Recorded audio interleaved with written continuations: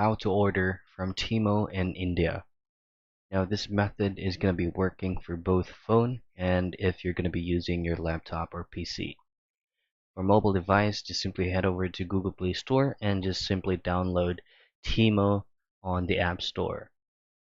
However, on the website, just simply go into the directtemu.com's official site.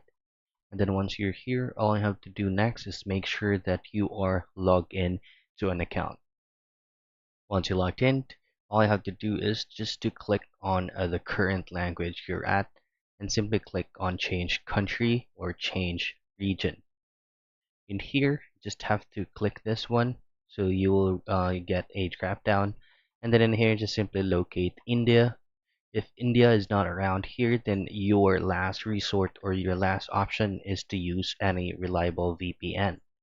Simply change your IP address into India, and then you can now order any products directly from Temu.